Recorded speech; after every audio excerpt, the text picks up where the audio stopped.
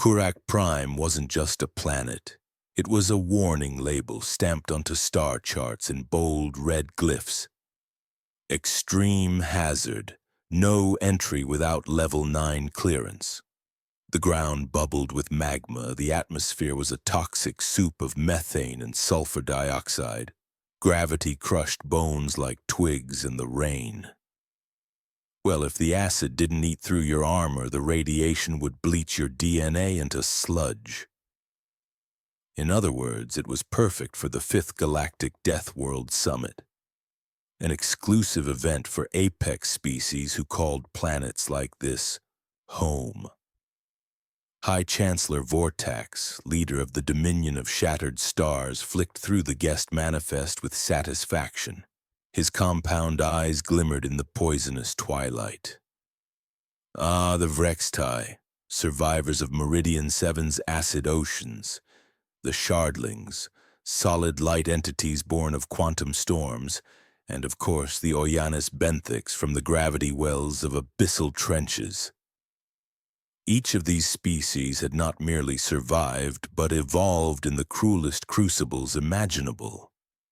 That was the point of the summit, a gathering of those forged by environmental brutality into living weapons.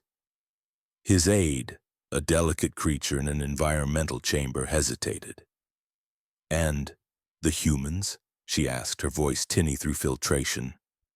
Vortax laughed, a deep, grinding chitter. "They insisted. Their homeworld was reclassified as Class 12 recently. A clerical fluke, no doubt. Stable orbit, breathable air, moderate gravity. It's practically a spa." He waved a claw dismissively. "We sent the invitation out of courtesy. Doubt they'll survive the landing, let alone step outside." But they did. The human shuttle didn't hesitate, didn't circle the planet or release probes. It descended straight through the sulfuric clouds and landed amid the lava-scarred summit site with casual precision. From the hatch emerged a single human. Dr. Elena Vasquez stepped onto Kurak Prime's surface wearing what appeared to be a lightly modified environment suit, far less armored than the pressure domes and radiation shields the other delegates relied upon. She carried two things: a small black case, and a lunch cooler.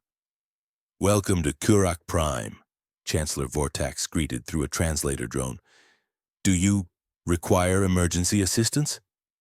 Dr. Vasquez looked around as acidic mist drifted over her shoulders. "This," she said cheerfully, "reminds me of hiking near Kilauea during the 2049 eruption. Warmer, though, and the air smells like overcooked eggs." Vortax's aide leaned in, alarmed. "Her suit has no advanced filtration, just basic temperature control and low-grade shielding." "Impossible," Vortax muttered. But Vasquez was already unpacking her case. "I brought samples to contribute to the summit's knowledge exchange," she said. "Thought it might help illustrate why Earth got that Class 12 rating." They gathered in the conference pit, a natural amphitheater carved by intersecting lava flows. Each species sat protected in hermetically sealed zones. Only the human sat exposed, perched on a hot rock, cross-legged and smiling. She held up the first sealed container. "Let's start with extremophiles from our oceanic vents. These little guys, thermophilic archaea, live in boiling sulfuric acid under thousands of atmospheres of pressure." The container opened. Metallic-looking worms slithered out, undisturbed by Kurak's hellscape, and eagerly began devouring trace metals from the stone. "They excrete industrial-grade compounds," she added, "and thrive up to 400 degrees Celsius." The Vrextai ambassador leaned forward, intrigued. "Your oceans contain such life?" "Oh no," Elena smiled. "These are from a fairly moderate zone. Our real monsters come from the deep wilds." Next came ice fish from Antarctica with antifreeze blood. Then radiotrophic fungi that feast on gamma radiation. Then tardigrades, indestructible micro-animals that survive vacuum, radiation, boiling, freezing, dehydration, and pressure. "Your planet is just schizophrenic," murmured a crystalline delegate. "Not really," Vasquez replied, unwrapping a sandwich. "Just competitive." The alien stared. "Kurak Prime," Vasquez said between bites, "has one environmental theme: hot and toxic, predictable. But Earth is chaos, constantly changing. Floods, droughts, quakes, hurricanes, supervolcanoes, sometimes all in 1 week." She scrolled through a holopad displaying Earth's biodiversity. "Everything tries to eat, poison, parasitize, infect, strangle, or out-evolve everything else. Every niche is contested. Evolution on Earth isn't about survival of the fittest. It's a battle royale where the prize is not dying this week." The benthic delegate, who lived in an ocean denser than Mercury, looked concerned. "And humans?" "We're the apex predators," Elena said simply.